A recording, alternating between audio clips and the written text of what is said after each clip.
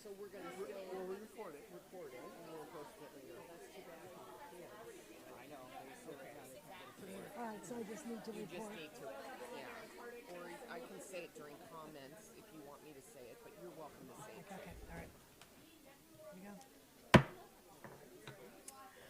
Call this meeting to order at 6 p.m.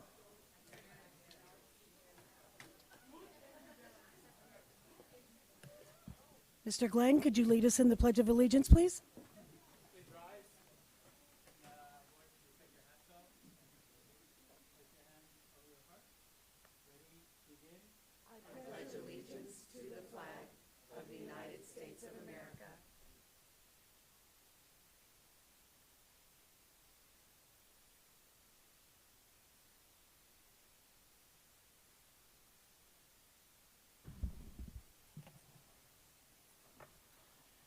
Okay, so welcome.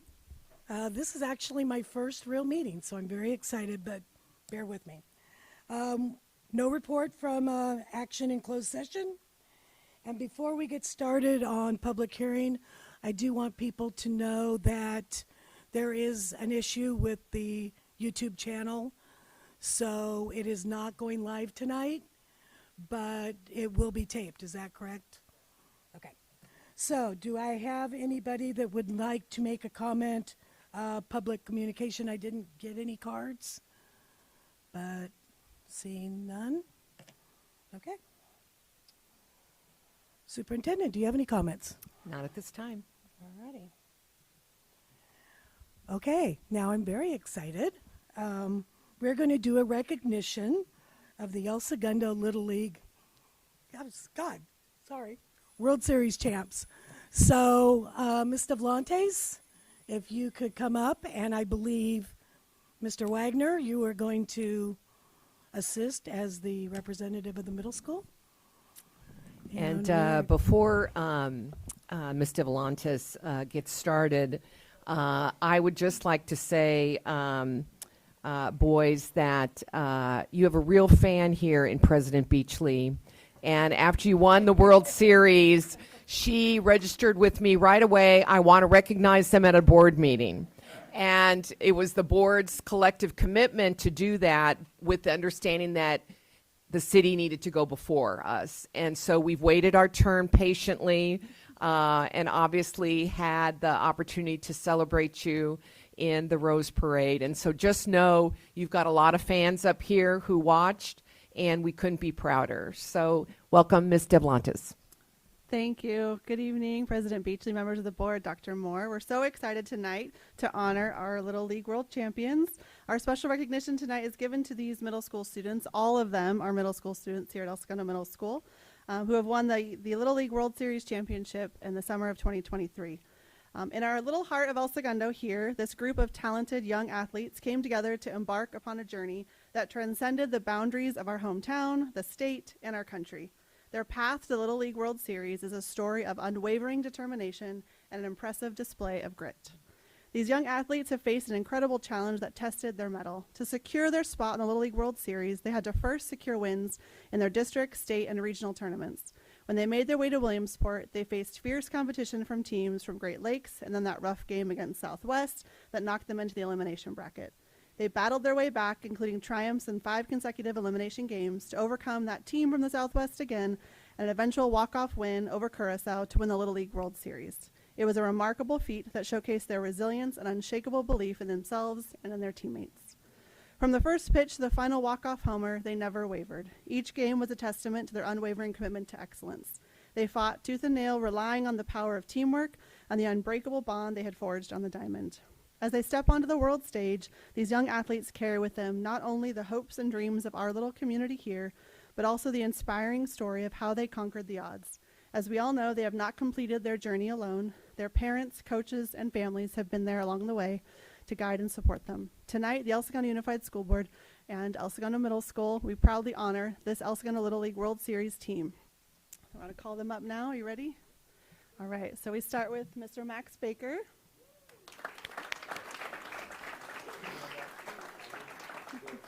Go right up behind. Mr. Quinn Boley. Oh, Mr. Brody Brooks, I'll read off of yours.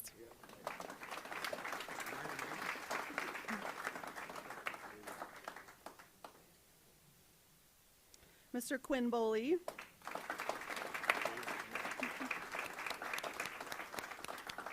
Mr. Finley Green.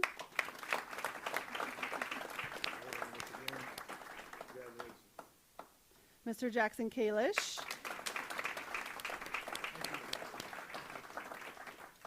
Mr. Lucas Keldorf. Mr. Lewis Lappy. Mr. Colby Lee. Mr. Declan McRoberts.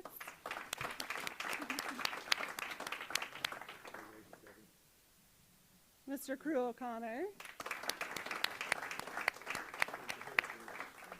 Mr. Ollie Parks.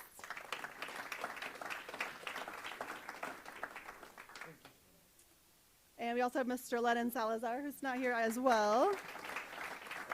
And their manager, Coach Danny Boley.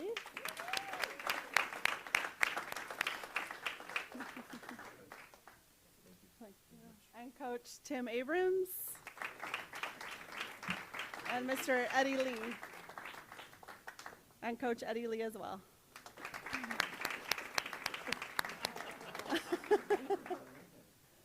Congratulations, we are so proud of you. Thank you for being here tonight.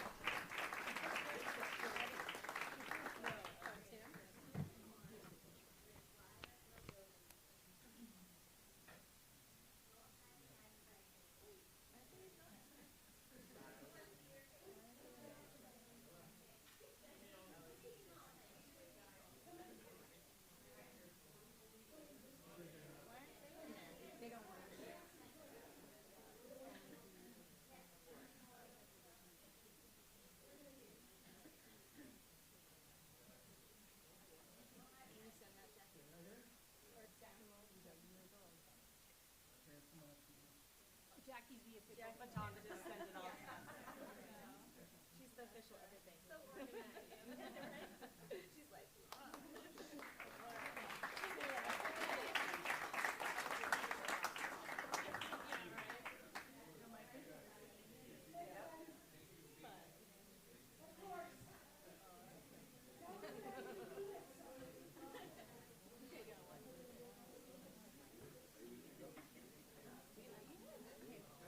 Hey guys, there is absolutely no reason for you to stay.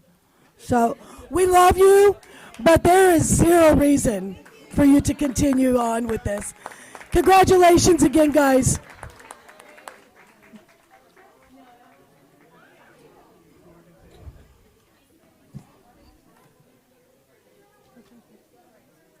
There is zero.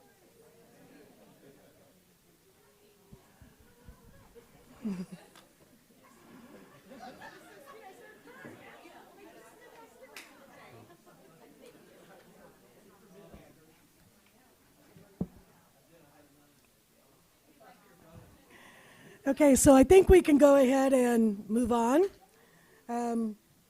So we are going to move on to section 4B, and that is Haley. Tell us what's going on at the high school. Awesome. Everyone is happy to be back at ESHS and getting ready for our finals week next week. With finals coming up, the Wellness Center has had our therapy dog, Macy Gray, walking around campus. The Wellness Center also will be beginning some training and orientation for students interested in providing peer support in our place. Our annual Powerpuff tournament just finished up today, and the winning team will be taking on the teachers at lunch on Thursday. Our next tournament will be a chess tournament, which students on campus are extremely excited for, and we already have a number of sign-ups. Before break, we had our door decorating competition to get us into the holiday spirit with Miss McNeela's class in first, PE classes in second, and Mr. Whalen's class in third. All the doors looked amazing and really amplified the holiday cheer. More holiday cheer was had as ASB put on our senior citizen tea, which was a great time and allowed us to bond with the senior citizens as we brought them gifts, played games, caroled, and enjoyed snacks. Haley. And moving on, we are going to get an update from the Ed Foundation. Krista? Hello. Happy New Year. It's so nice to see all of you again. I got to see so many of you the other day at not only the first, but the second ribbon cutting for the 23-24 year. So congratulations to this board and boards in the past that made that happen. It was lovely. And, you know, at the moment, I was asked what the Ed Foundation's opinion on that was. And for most of you, you know that I'm not without words many times. But I was just in awe of the building and the student ambassadors that were there and just everybody. It was just such a wonderful way to kick off coming back to school after the holiday break. But it made me think, and I thought, you know, our Ed Foundation staff and all of our volunteers spent so many hours raising so much money to make sure that our students in ESUSD have a quality education. And it's so nice when we can give them new facilities and new things to use to enhance that education going forward. So thank you from the Ed Foundation and from the community. As far as my report goes, it's very short and sweet. We are still working on our website, which should be up soon, I'm hoping. We do have our lawn signs coming out next month, I believe around the second week of February. And a save the date for May 10th. Friday, May 10th is our Ed Gala, which is our biggest fundraiser and quite the event to attend. So I hope everybody can save that date. And that's it for me right now. So thank you so much.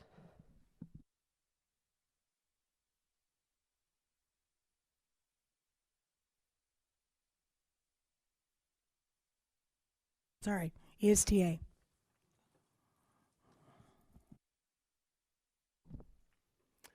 All right, hello. Not sure where the threshold is where it's okay to say Happy New Year and keep this going, but I haven't seen all of you, so Happy New Year's. With that being said, I haven't been in a room where I felt any shorter, and those were all middle school students as well, so that's quite surprising. But back to school business here. So obviously we're rounding up the semester here for the high school, so we're looking into prepping students for their finals as well as getting everything in order for that. The middle school is looking to get the students ready for their summatives, as well as the elementary school teachers getting their students ready for their individual assessments that they'll be taking place. So it's once again, it's just kind of one of those wrapping up weeks into the end of the school year and this end of the semester. So that's all we have. Thank you. Thank you. And do we have anything from CSEA? All right, welcome. Hi, good evening, everyone. Happy New Year as well. I hope everyone enjoyed their holiday season. My name is Evelyn Castro. I've had the privilege of working for the district since 2019, actually, for about almost 5 years at this point. And I started at the district as our administrative assistant for our business services team at the district office. I had the privilege of taking over Tracy Jones McBride position in 2019, so I am now the district's accounting technician. I came today just to introduce myself. I am the new CSEA Chapter 71 president, and I will be joining every meeting, as many as I can, just to make sure that we are kept in the know and we know everything that's going on. I know that our chapter has been a bit dormant in previous years, and our team is just diligently working together to try to get things back on track. So as we work through that, we just wanted to extend our gratitude to the Board of Education for your consideration during our negotiations process. So thank you very much. Hope you have a good evening. Congratulations and welcome. So now it is my privilege to reintroduce Sarah DeVlantes, who is going to give us the state of the school. For I can't say it, but everybody knows it's my favorite school in the district. It's everyone's favorite school. All right, good evening, President Beachley, members of the board, Dr. Moore, members of the cabinet. I'm joined tonight by our fabulous assistant principal, Miss Andrea Burke. We're glad to be here tonight to share with you about how things are going and where we're going with El Segundo Middle School. As you know, the mission of El Segundo Middle School is to empower lifelong learners to create a better world, which is something we strive, is our mission and mantra each and every day as we strive to make sure we understand and work with our students to help them create a better future for themselves and the world around them. We do this This year specifically, we've been working diligently between the graduate profile, we call them graduate profile pillars, and the IB Learner Profile attributes to work those things together. When the graduate profile was first introduced, I was at El Segundo Middle School for my first run, and at that time we blended those two things together between the graduate profile and the IB Learner Profile attributes to make sure that we were working together on those items and not trying to work separately from them. We created ways to connect those two together. This last year and this year, this previous year and this year, we have been working with a diligent team to make sure that we are setting measurable goals for the graduate profile, making sure that we have ways for students to be able to explain how they are meeting those pillars on the graduate profile along with the IB Learner Profile attributes. We're looking to have an 8th grade portfolio at the end of this year that highlights those items for them. They'll be able to create and show for themselves. We're also working to implement that into the 6th and 7th grades in the next couple of years to really make sure that we marry those IB Learner Profile attributes to the graduate profile pillars that we work so hard to make sure our students understand. Around campus, we have quite a few updates that are going on that we want to share with you tonight. First, we implemented what we call our Bark Buck program, where students are earning Bark Bucks for doing all sorts of great things around campus. You'll see us frequently radioing one another to bring more Bark Bucks because we have so many kids doing great things that we want to share with them. Whether students picking up trash, they're being kind, they've returned a ball, they've done something to help out one another or the staff or the campus, and we issue them a Bark Buck or multiple Bark Bucks. And at the end of the month, or each time they earn a Bark Buck, they turn them into their 4th period class, where teachers created a Bark Buck bank where they turn them in at the end of the month. Those Bark Bucks are counted. You're going to say it a lot of times. We say it a lot of times too. Where all of those are counted, and then for the highest percentage of Bark Bucks across the campus, that class wins a class prize, which can range from all sorts of things, a class prize altogether. It's really encouraged our students to not only do things good for themselves, but also realize as a community they can do things together to earn those things. And so you see when our first class won, we just collected for December to award for January. It's been going really well with our students and our staff on campus. We've continued with our IB Learner Profile Attribute Awards each month, where teachers nominate a student that is in their 3rd period class as embodying one of the profiles of that month. Some teachers have their students nominate a student for that as well, and we honor those students with an assembly in the morning where we invite parents to come too. This year, as you well know, we introduced the Bulldog Den, or the Wellness Center on campus. The Bulldog Den is up and running and doing quite well. We saw in November over 700 students visited the Bulldog Den. Those students reported when they first came in that they were feeling things like sad, overwhelmed, or stressed. They used tools or strategies like talking to the counselor that was present, a fidget spinner, some deep breathing activities, and then reported when they left that they felt calm, relaxed, and accomplished, which were really great things for us to be able to see as we track how the Bulldog Den is going on our campus. This year we were excited to bring our first, what will become annual wellness fair back in December. We had multiple people on campus to show students different types of mindful or wellness activities or strategies to use, things to be engaged in to help them focus on being a better version of themselves. And as you know too, and thank you for the continued support, we've continued to grow our middle school sports programming at the middle school. That fabulous new gym, thank you very much to the members of the community for passing that bond. It fits right into our campus perfectly. It has really helped our campus feel very complete, if you will. It has a different feeling when you walk on our campus. The students know that, they feel that, they show that as well. We've seen our middle school sports programming increase from what it was last year. We've offered additional teams so more students can participate, because as we see an increased amount of students that want to participate, we're trying to meet that need as best we can. All right. As you know, the enrollment at El Segundo Middle School is made up of a diverse population. We look at this information here to help us drive best practices and strategies to make sure that we are supporting all of our students on campus. We want to make sure that all of our Bulldogs are heard, seen, supported, and loved on campus, and so we make sure we identify all of our kids, know who they are, try to make sure we make those connections with them through a variety of ways, which we'll speak to tonight, and be aware of how we can best support all of our learners. We jump in tonight by looking over our CASP results in an overall kind of way here. We are proud of the growth that we're seeing amongst our students as they achieve on the CASP exams. We know that we have work to do, which we'll speak to a little bit more tonight, as we look at where these areas are that we can grow and begin targeted interventions to support our learners with this. And with that, I'm going to turn it over to Ms. Burke. So speaking to the sixth grade results specifically, we see very positive indicators in both English language arts and math. The teachers are continuing to work collaboratively to work together, obviously, in achievement teams and review data from ongoing assessments. They are targeting skills that data indicates are presenting challenges to students and providing individualized opportunities for support through the platforms that are provided like IXL and No Red Ink. The 7th and 8th grade, which you'll see on the next slide, English language arts, is an area that we are really beginning to dig in on.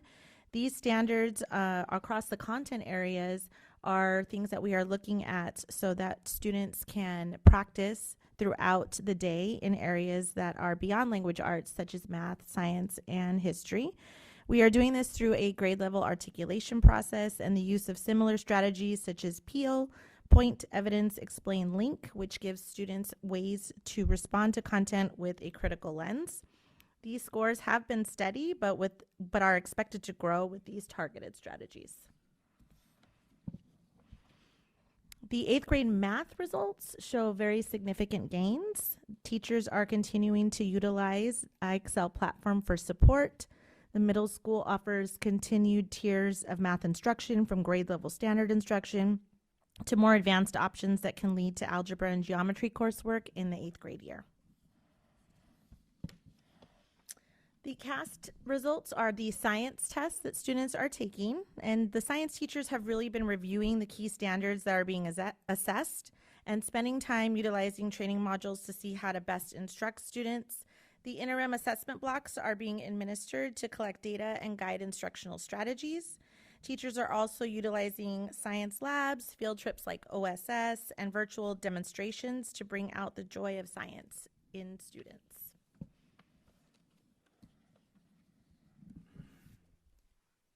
All right, we are proud of our dashboard data this year, which shows us achieving in math and ELA with that blue, that coveted blue tile range. I'm not sure what that last thing would be called there. So we are proud of those areas of growth for us at the middle school. And while we definitely take pride in these moments, we also see that we have areas for improvement too. We begin to look at those areas in chronic absenteeism and suspension rate, which we'll speak to later on tonight too, to make sure that we address where those concerns in those areas are when it comes to making sure our students are in school as we hope they would want to be, and we make sure that they are there, and then also make sure that students understand their expectations when it comes to having to sometimes put out those consequences of a suspension where necessary. We saw this last year that there was a new sheriff in town, and so there were some changes and some shifts in those expectations of what needed to happen for students, and so that's why we see that increase there in that suspension data as well. We also want to make sure that we continue to support our English learners on campus. We're proud to work with Mrs. Van Meegum, who does excellent work with our EL students, both in her class as well as across campus. She's already been able to implement some shifts and changes amongst our staff, led a PD session with our teachers to help arm them with strategies to be able to use with their students, and continues to coach teachers as well as students in best ways to make sure they are continuing to succeed and eventually move themselves out of that specific EL support into the general ed classrooms more often with those targeted supports and interventions our students need from their teachers too. So in talking about supporting students with chronic absenteeism and suspension data and moving that needle into the coveted blue zone, we have developed specific plans to support families and students. One of the plans that we have developed is the Tardy Support Plan that you see here, which highlights very specifically what students are expected to do and what our goals and measures are in terms of attendance and tardies. It also allows for students to see what some of the outcomes will be if there are continued tardies, families as well. One of the things our counselors have continued to do is to hold SART meetings that provide support and resources to students and families that range from counseling services also to attendance recovery options as well. Students and families have been made aware of this process throughout ongoing communication, and we are continuing to implement the process with our staff on a regular basis. In reviewing chronic absenteeism and suspension data, we did see a need for more targeted instruction around behavior expectations. We did create behavior assemblies that Ms. Devlantis and I did at the beginning of the year, but are also continuing to do as we go on throughout the year and we see a need for that. We are discussing consequences and other means of corrective action where it's appropriate, but also really trying to focus on restorative practices with our counseling team and implementing the use of some of our social emotional learning curriculum. This year we have BASE as one of our new options, and we are using that in our PBS sessions. So when students are coming to PBS after school, they're given a module to really invest in and dive into that. The students are answering critical questions about their learning in terms of behavior, and then I'm able to review it, or Ms. Devlantis is able to review it and see what the students are answering. In some cases, we've been able to really intervene where students are saying that there's a need and head those answers over to a counselor so that they're able to address some of the concerns that we may be having or the students may be having as well. So that's been a really positive support for us in terms of implementation during our PBS sessions. The parent and staff survey results were really great. We were very pleased to see that our staff are reporting that they feel like they belong and they feel safe at school. Our parents are reporting that they feel that their child is safe at school and that we are holding high expectations and have a supportive learning environment for them. This was really exciting for us to see, as we are a new team who is working together to really try to support families and students. And Sarah talked earlier about these indicators that you see here. This baseline data was done earlier this year. Our students actually rated themselves in these areas, and we will continue to review this data, but also implement the survey again to see if there's been any changes.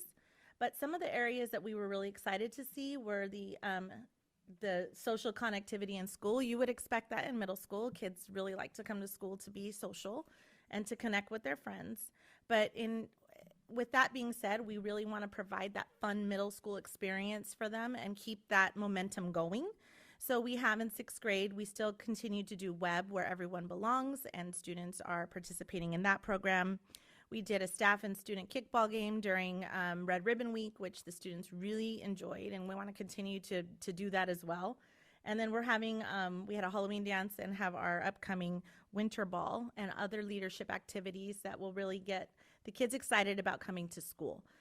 We're going to build on the academic self-confidence that you see there. Ms. Devlantis is going to talk more about the change in our grading system, but we think that may have impacted some of our students in terms of how they're feeling because they're seeing their grades on a regular basis as, you know, something that they didn't really understand before that's very clear to them now, like A, B, C, D, F. So there is a possibility that that has impacted the self-confidence, but we are working with our counseling support and our wellness modules by offering air tutoring and other supports that will get students back into the game and not feeling so worried about their grades and just looking to make progress towards academic success. All right, we speak now to our action plan. We still have a robust and productive action plan that we are working towards this year with all of our learners. We've seen, and I'll speak to in just a moment here, a shift in grading as well as our schedule, the use of our achievement teams, which our teachers have really dug in on. I'll speak to that as well as moving towards our staff in the multi-tiered systems of support, making sure they are aware and how to use those and well-versed in the language that's needed to be able to support all of our students. We're really striving to make sure we prepare our Bulldogs to become Eagles so they can continue on their educational journey to success. We've seen the return of the subject area leads and those committee meetings happening monthly, allowing for the collaboration amongst administration and staff to be able to lead their departments and also lead effective change across campus. And then this year, a need developed amongst the staff to be able to start reviewing our student handbook, which we've begun to do, reviewing each of those components to make sure all those things are effective and then effectively communicated out to our stakeholders and community. So I first want to speak to our grading shift. When I was here last year, I spoke to us moving towards grading periods that were not at the middle school previously. Last year we shifted to having 4 grading periods throughout the year so that we were having grades reported out every 9 weeks. This year, along with that shift and moving to grading periods, we also have shifted to a complete letter grade system for our grades. So all students are earning letter grades A through F. Those are being reported out solely in PowerSchool, so that students and parents and staff are able to see right away a quick snapshot of how students are doing. Students can click on their grade, or parents to see a little bit more detailed summary of how they're doing in those classes, the grades they're earning, and how those things are going. We've heard anecdotally from parents that this has been a huge help for them to be able to know how their students are achieving, where they can be, where they can target support or assistance. We've seen a huge shift in our teachers as well, who have shared that this has helped students be more motivated in class. Students are mixed a little bit on how this whole piece is too, but they definitely believe this is a huge support for them because they know how they're doing and they know what they need to do next in order to do better. So we're glad to see this shift for our students with that grading system. We also have a shift this year that we're currently working within for our bell schedule. There became a need amongst our parent and staff surveys this last year to address our bell schedule and how that was working. And so we see the middle school now transitioning towards a 6-period day next year. We're working within those ramifications to make sure we're offering electives for our students. The start and stop times will be the same for all students and learners. Just the time in between is what we will be affecting, along with those 6-period days. Electives will continue to be offered, including Spanish and our performing arts, such as choir and band and strings, to make sure our students are able to continue to succeed on those paths should they choose.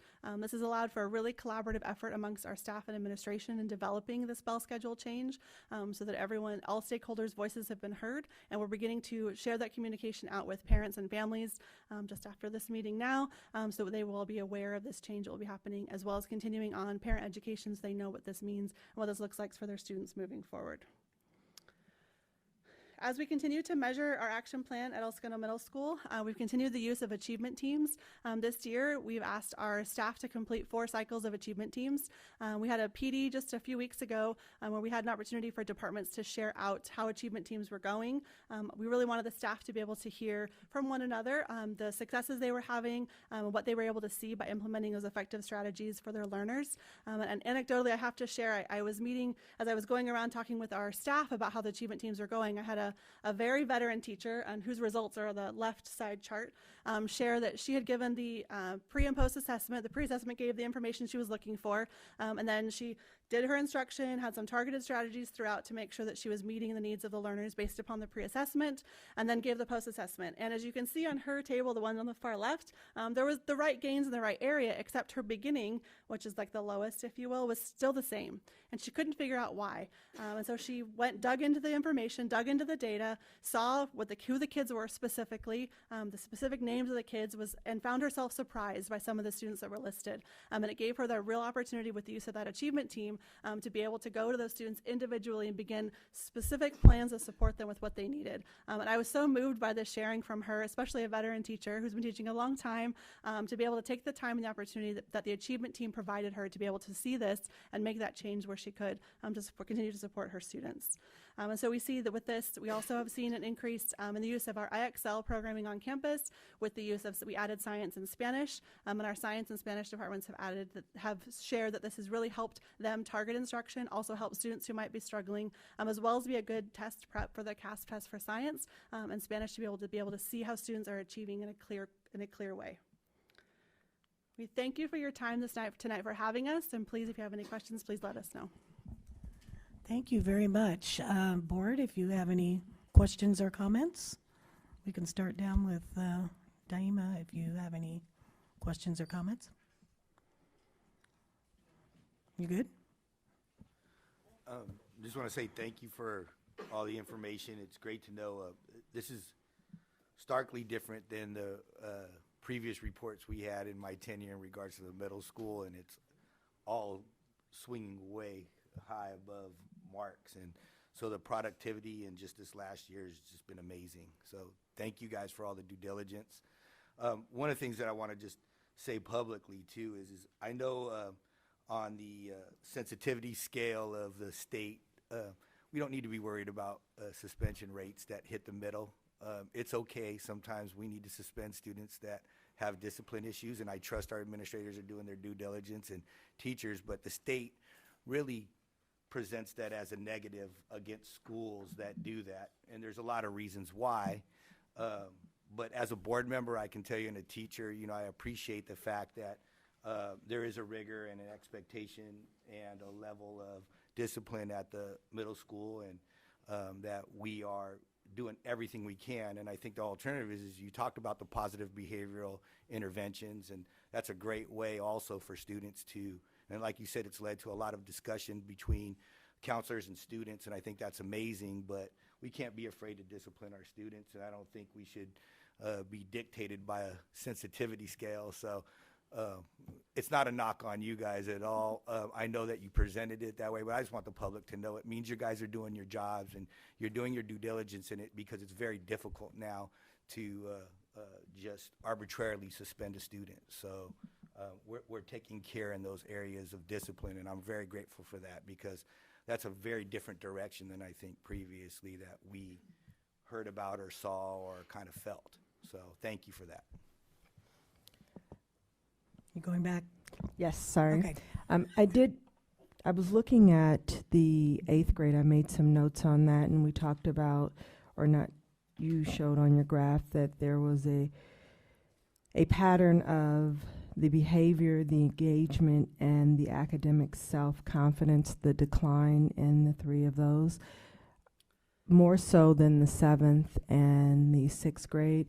That's the 8th graders are on their way to high school, and so we know that this is their kind of their last stop before they head over. I'm not sure if this is kind of they are just enjoying themselves the last run, because I did see honestly where you had the social connection, and they do have that, and I think that that is incredibly important. But going back to these 3 areas, wondering if our new wellness center, if there's a connection there where we can tie it together, and hopefully that could solve some of that behavior, kind of work on that engagement. And then the academic self-confidence, I think it's what you pointed out, going from that number system to actually seeing a grade, and most importantly, bringing those grades home that parents actually understand and then can tether to any kind of in-home discipline. So I thank you for pointing it out and actually helping us to make that connection between the academic self-confidence and the grade component, because that was a little troubling knowing that that was the lowest grade.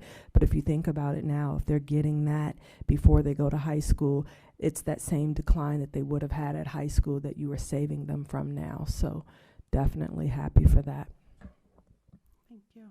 Did you have anything you wanted to add as to why the 8th grade was kind of an anomaly compared to 6th and 7th on the base chart? Sure, you want me to go ahead? So we see this base chart it's a first run, right? This is the first time these students are taking these kinds of questions, this assessment. So it's really a first indication for us to see where we grow from. So it's something now we know we need to positively plan for and affect. We can anticipate what we mostly talk about, and you can speak to this as well. I don't want to speak for you, but we see this in this first part with the 8th graders, because things have shifted for them. In 7th grade, when things shifted, the school began to shift a little bit. That was new for them and an adaptation that they needed to be able to make.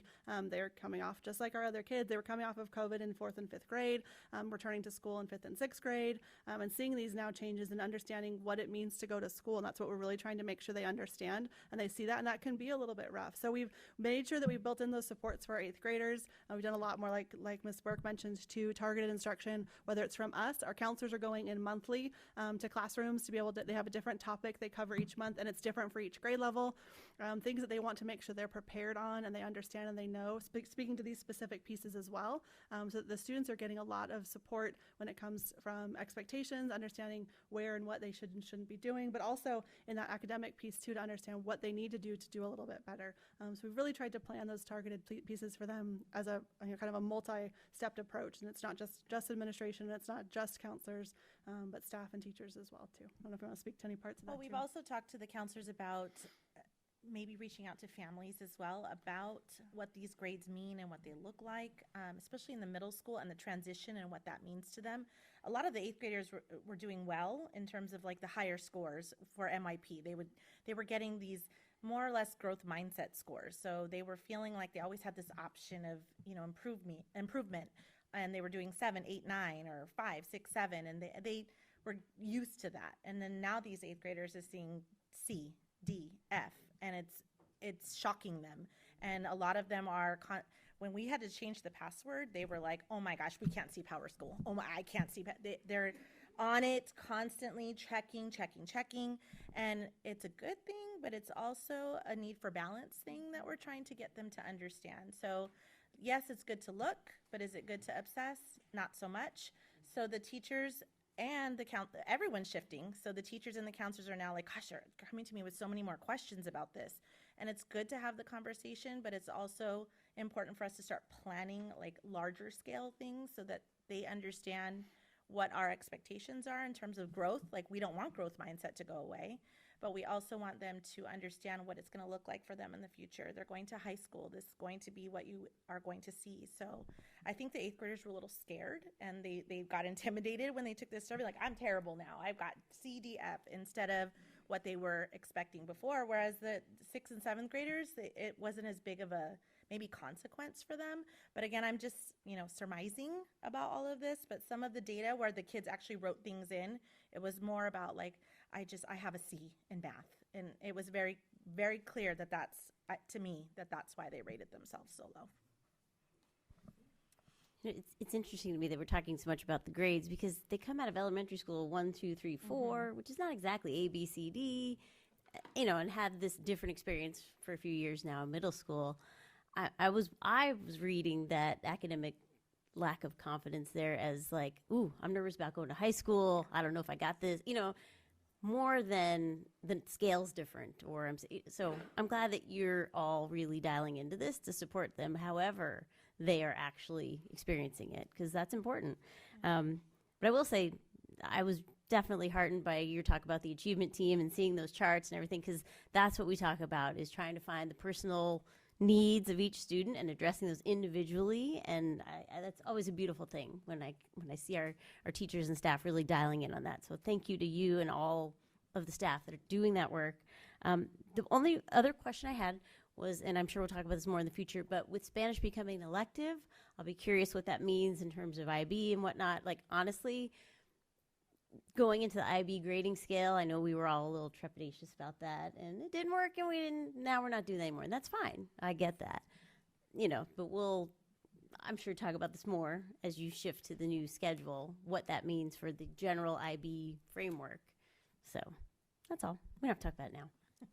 I can if you would like to. So if you have thoughts about it, it's fine. Yes. I don't want to put any pressure. I was like, I didn't, So we've definitely dug in on what this will mean. We've had a lot of conversations with our Spanish department, but also with our MYP coordinator and just the staff in general.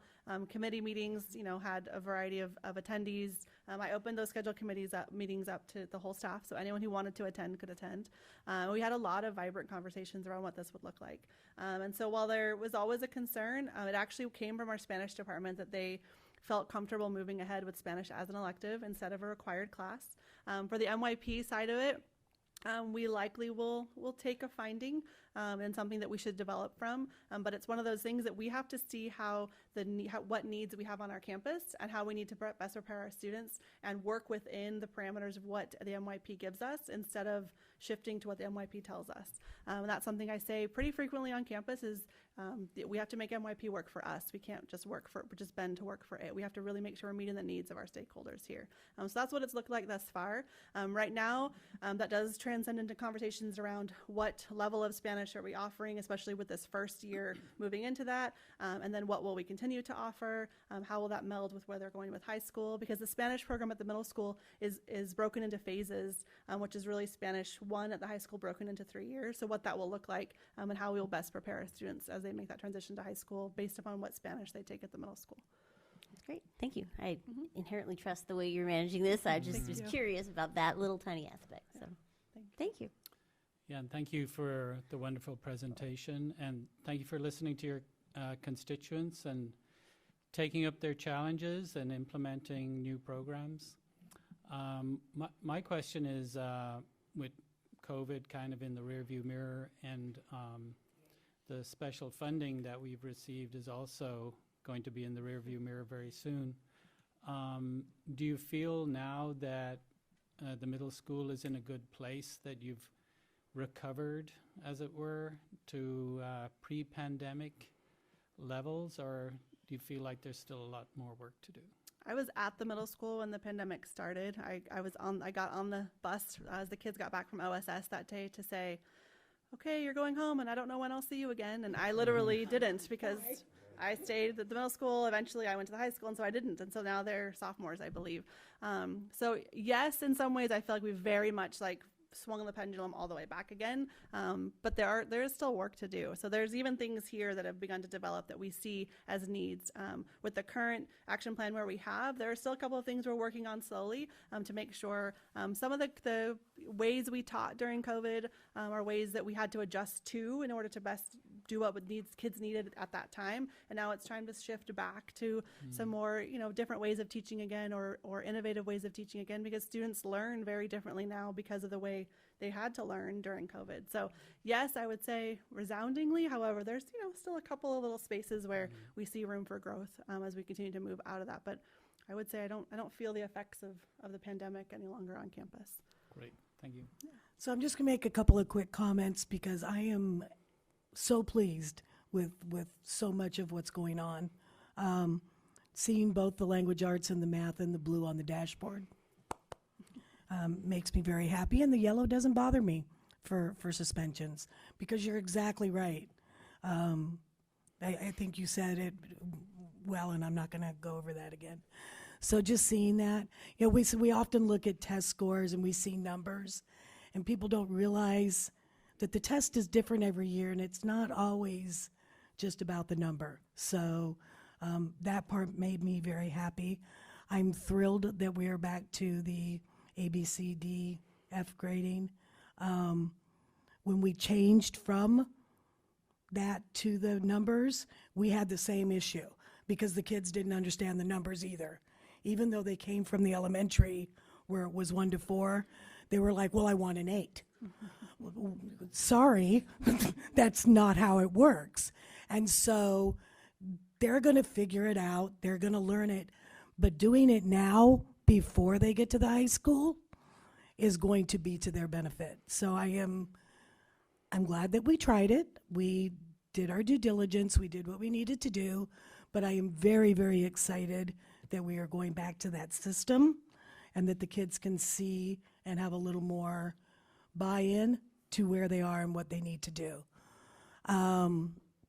So that made me very happy. And I'm also really thrilled that we're going back to a 6-period day. That's where I was for the vast majority of my time at the middle school, and I thought it functioned very well, and I know that you guys are doing everything that you can to make it work with the electives and all of the things that you need to do with IB. So I am not concerned about that. I've been on more than my share of scheduling committees. Huh, Dr. Plotkin? We spent many a time in committees. So I know that that's all going to get taken care of, and I'm very excited. But overall, I am just absolutely thrilled with all the amazing, wonderful things that are going on at my alma mater. So thank you. Yeah, I would just like to emphasize and commend specifically Principal Sarah DeVolantis. When she took this job, and we talked about school culture, that was the number one thing to work on, because it had started to deteriorate as it related to a level of relaxed alertness and a sense of orderliness and a sense of belonging for our students. And so that was the first thing she focused on, rightfully so. Then we also talked about the grading, because not only did the students not understand the grading, the parents did not understand the grading. And so when you're working in that system, there's no one at home to reinforce or translate, and there were these different rubrics and things, and it shouldn't be that hard to understand feedback. Feedback is a critical piece in the teaching and learning process, and we were, unfortunately, it just didn't seem to work for our community. And then certainly this year, the schedule, and I think it's important to note that it's not my job to figure out the schedule at the middle school, but it was listening once again to the constituents. What does the data say? and they've been really digging in with the staff and empowering them to come up with options. And so I have every confidence in what they have, and when I see a number like a 91 on parents and high expectations for the school, I know a number of you know that is a critical improvement than what it was years ago. We don't want the middle school to be perceived in this community as the stepchild to the high school. We want the middle school to be elevated and at the same level as the high school. And when you get a 91 and when you get 2 blue scores on the dashboard, what does that say? That says in comparison to all the middle schools in the state, you are very high at the highest level that you can be. So although someone might look and say, oh, well, that 67% in 8th grade doesn't look quite good enough, at a state level, when you compare us with everyone, it's a blue. It's a very high, you're at the highest level. So I really applaud that. And just the notion of clearly an increase in rigor, but clearly an increase in safety nets. So it's not, let's increase rigor and watch everybody like barely be able to hang on. There's so many safety nets, whether they're interventions or counseling supports or wellness center or sports to get involved in. These are all things that you as a board supported, budgeted for, and directly contributed to the success of the school. So congratulations. Okay, thank you very Be much. proud. Be proud, very proud. Yeah, go Bulldogs. All right, moving on to consent agenda. Do I have a motion? Motion to accept consent agenda items A through N. No polls? No polls. A I'll through N. second. Okay, we have a motion and a second. Any discussion? All right, Haley? Aye. Board? Aye. Aye. Passes 5-0. And now we are moving on to action items at 6A, approval of single plan for student achievement. Dr. Moore? Yes, our school sites have worked very hard with their school site councils to develop a plan specifically targeted for their school. You saw kind of a preview of what type of work they'll be doing at the middle school. This was an information pending action, and there's nothing else to add, and recommend approval. There's a lot of hard work reflected here. Move to approve action item 6A. Second. It's been moved and seconded. Any discussion? Thank Yeah. you for all the hard work. That's a lot of work. It is a lot of work. Acknowledging those students that need that extra support is what this is all about. So In great detail. In great Yeah. And yeah. so thank you to all the administrators and teachers that put in all this effort and data to figure out who that is out and help them. Okay, Haley, your vote? Aye. Board? Aye. Aye. Passes 5-0. Moving on, 6B, acceptance of administrative regulation. Dr. Moore? Yes, as an information pending action at our last board meeting, we brought an administrative regulation change, and this change is necessitated by a language match for California Education Code, which we are bound to follow, so I recommend approval. So moved. Any discussion? Hearing none. Haley? Aye. Board? Aye. Passes 5-0. Moving on, 6D, approval of, Adams report, or Williams report. Adams, sorry. Yes, I'm happy to share that our report for this period of time, which is October 1st through December 31st, we have no complaints filed. I'll move approval. Second. Any discussion? Hearing none. Haley? Aye. Board? Aye. Passes 5-0. Moving on to 6D, the contract with Keystone Builders. Yes, we bring forward tonight a contract change order, and as you can see from the beautiful building that was dedicated on Friday, that there were some things that were unforeseen and additional issues that were added And we are very pleased with the work that Keystone has done to prepare for that building and the opening. And it's wonderful to see students in the seats now and enjoying those new classrooms. I recommend approval. I move to approve action item 6D. Second. It's been moved and seconded. Do we have discussion? Thank you for the trash receptacles. That didn't require a change order, just No, so it you didn't. know. I know, it's not on here, but I just want to say publicly, they're That you're beautiful, excited. yeah. You've got your picture with them. When they're painted, you'll get a new picture. But I do want to say, we do talk about change orders a lot in the Facility Advisory Committee, and I am ever grateful for Telecu for their thoughtfulness in working through each of these issues as they come up and trying to be very mindful on the side of our time and money every time. So. And it's important to note, even bringing this change order, that the project is well below budget at this time. So even with this being added, we are tracking below budget.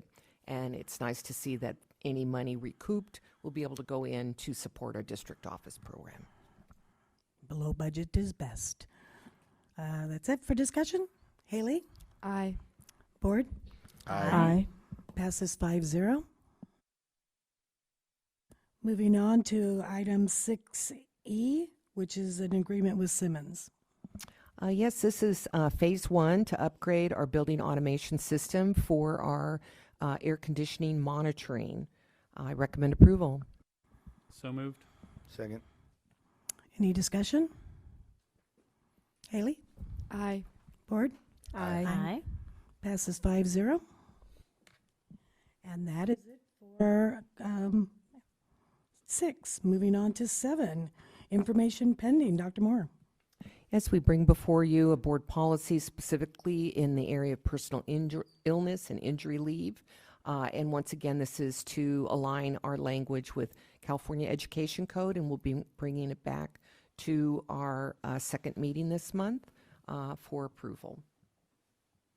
Okay, we don't need to do anything on that. So we're going to move on to reports, which is the informational calendar.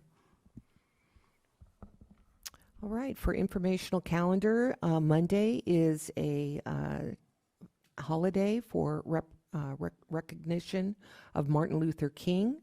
Then we go into a number of PTA meetings this month. So it looks like tomorrow we have the high school PTA. So I believe we have Member Wheaton, who will now be the representative for the high school. We've got middle school PTA on the 16th, Member Wagner. Then on the 17th, I invite you all to the focus group for the AI initiative. And this first meeting will be at El Segundo High School, kicked off by Ms. Janicek and I, followed by the focus group sessions that our administrative and cabinet team will help lead. Then we have our board meeting on the 23rd, and then additional PTA meetings will occur as well. Okay. So now it's our favorite time, board reports. Taima, you get to go first. All right, so first off, Happy New Year. Want to give a little fun fact. This is the last week that you can use that greeting, so you did ask, and I have answered that for you, so there you have it. All right, so just want to go over the one event that I attended with my fellow board members before the break, and that was the Center Street School Winter Sing. Very nice celebration. And now after the break, the highlight, all of us board members were able to attend the Richmond Street new 6 classroom building ribbon cutting ceremony. An absolute treat. I do want to take a moment to honor the student ambassadors.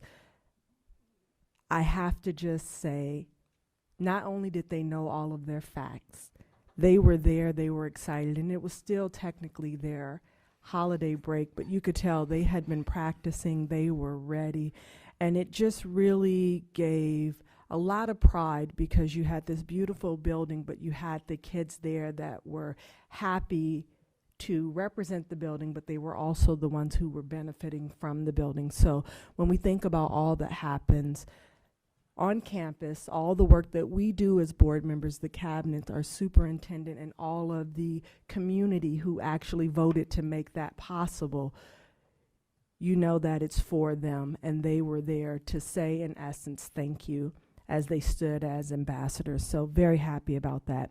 The next the next event I was able to attend with my fellow board members was the RSS, the Richmond Street School Take Two Winter Sing.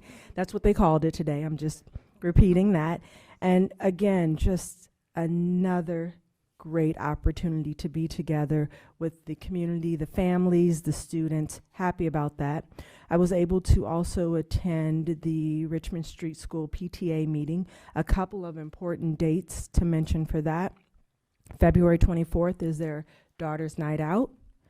March 15th is the 5th grade ice skating fundraiser. It is open to all, and they would love to have people attend to support the 5th graders, this fundraiser for them. And then April 13th is Sun's Night Out. So please support the school and their events. That's it for me. Mike?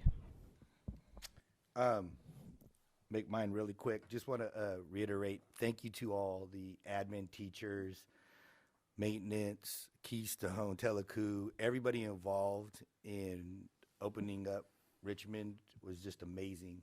And the work that was done for us and me as an individual to make sure the trash receptacles were finished. Got to tell you, I got to think about trash receptacles. They're behind gates. And they were done. They were beautiful. You should see them. They're, highlight of my day over there. So just to give you an idea of the work that goes in, we had teachers that sacrificed days off from their break, and students and the admin there, Ms. Lashian and Mr. Brandlin put in extra time, effort to organize. We had a color guard, the Girl Scouts. Just an amazing event, and all the work that goes into it, I think we take for granted a lot of the times. But just want to make sure that, and if I didn't mention you, know that I'm thinking of you in gratitude for that event. It was amazing. So thank you guys very much for all that. And nothing else to report. So moving on. All right. Well, briefly reach back into last year to say there was a lot of great community time right before the holidays with City and Chamber of Commerce and our recently moved to El Segundo Senator Ben Allen, bringing people together. And, that togetherness is something that I hope we carry with us, not just around the holidays. So it was lovely to ring out the year with that, and hopefully that continues. Ditto on the winter sing. And I really did almost get my Christmas sweater out again today, but I did not.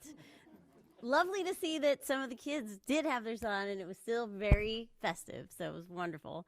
I do want to harken back just a moment to Take One and commend everybody that moved into action that day that didn't expect to have to move into action that day because of incidents at the high school, a possible incident, which I just want to say people were quick to jump in, to make things work, to work through a process that was new to us, and then to reflect on that afterwards. So I'm just going to say thank you for your patience, your grace, your flexibility, your willingness to be part of a team to make it through a very challenging moment. And I hope we never have to do it again. But I'm glad that there was great teamwork and conversation about it, so that we feel good about how we deal with these moments. So thank you to everybody who was in action that day. The only thing I'll add to our events of the recent past was that President Beachley and I went to the LA County Trustees Association event again last night. And again, good time to learn from other districts. We do need to get out of our bubble a little bit and know what's happening in the world beyond El Segundo. So we did that last night, and actually got to meet a great JPL NASA senior engineer who's working on Mars. I mean, he's here, but he's working on Mars, like remote. It's amazing. So fascinating and wonderful inspiration.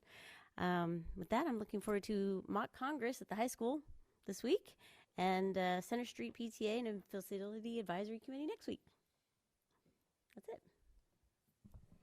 All right, I'm going to try and not repeat, but I would like to, regarding the Richmond Street dedication, I would like to give a special thank you to PBK Architects, who were a great partner in this endeavor and signaled their pride in our project by creating a unique piece of memorabilia to mark the occasion. And I'll put it up here for everyone to see, but it's a gorgeous piece of art that they created when they were designing the building, and boy, oh boy, it came out looking just like that. So.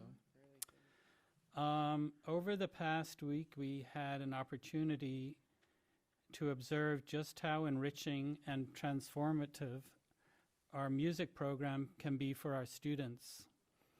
ESHS alum and former drum major Delaney Cadman had the 2 weeks of her life as she shuttled from El Segundo to Ann Arbor, Pasadena, and Houston, including performances at the Rose Bowl, Disneyland, the Rose Parade, and finally at the College Bowl Championships. She must be exhausted. Delaney's journey is a testament to the strength of our music program, which could not exist without the generosity of our community through donations to our Ed Foundation. And thank you to the community.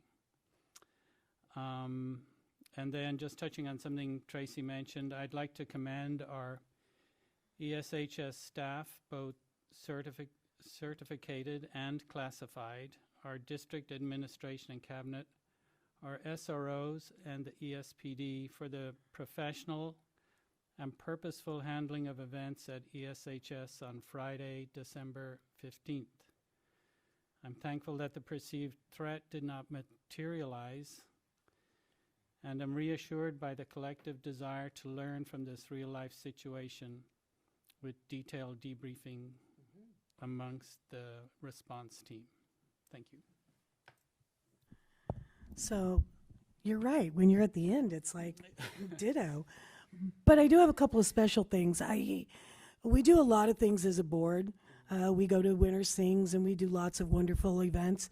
But we do a lot of other things in the community that tie to our school. So I got to listen to the high school in December at the Women's Club meeting. The high school choir came and sang, and they were amazing. They were phenomenal. We gave them cookies. They were thrilled. But they received a donation, which from the Women's Club, which will help them to purchase some of the music that they are going to be using on their tour to Ireland in June. And Haley was amongst said cookie recipients. The reception at Ben Allen's was amazing.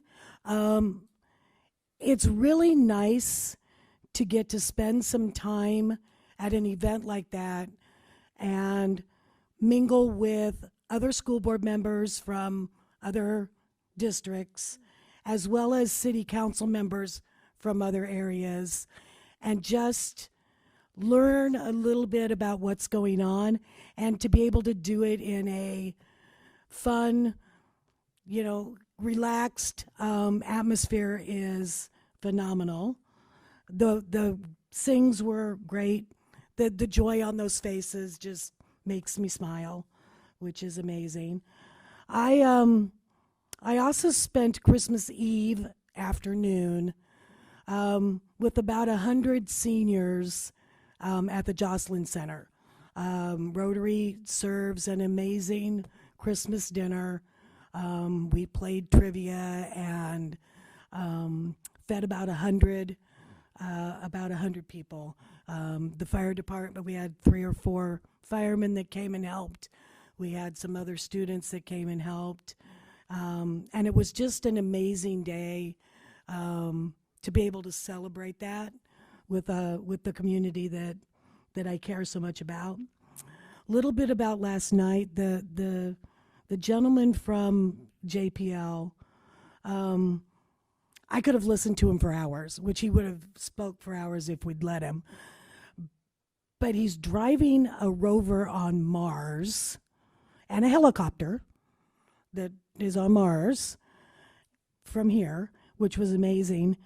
But the part of the story that they made sure that everybody heard was he started his career at community college. And we sometimes forget, that some of our kids, that's fine. And he was a really good reminder.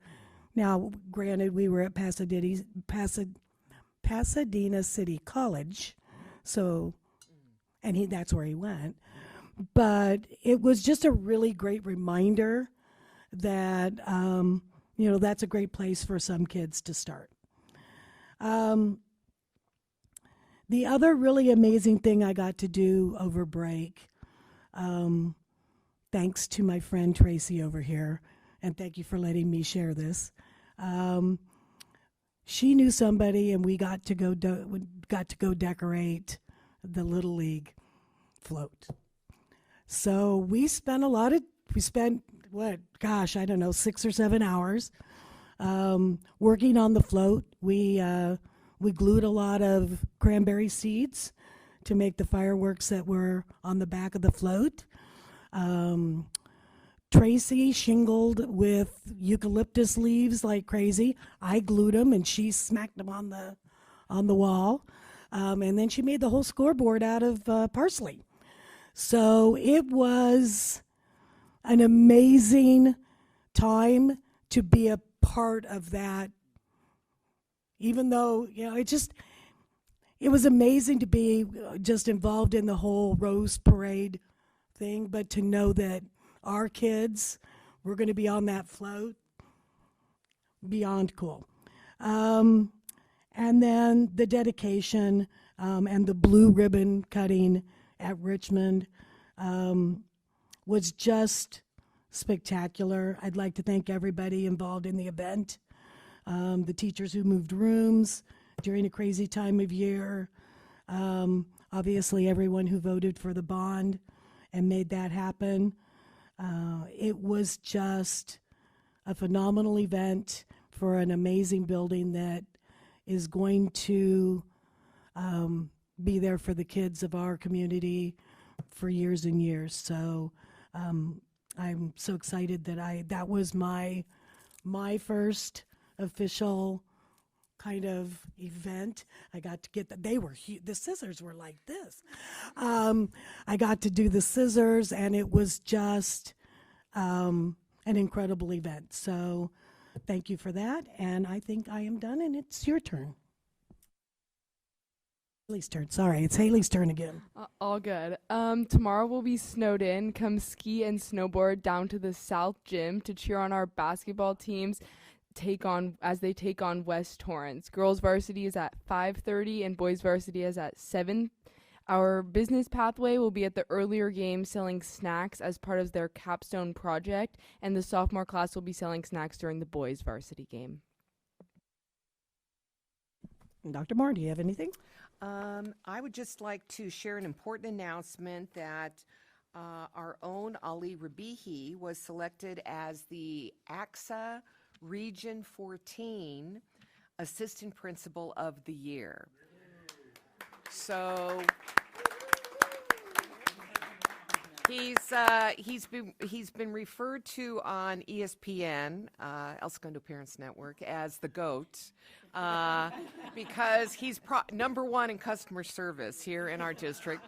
So anyway, he's not here this evening, but we wish him warmest congratulations, and he'll be recognized at a special program in April. Okay, and with that said, it is time to close this out. We are going to adjourn. We do not need to go to closed session. So 7:13.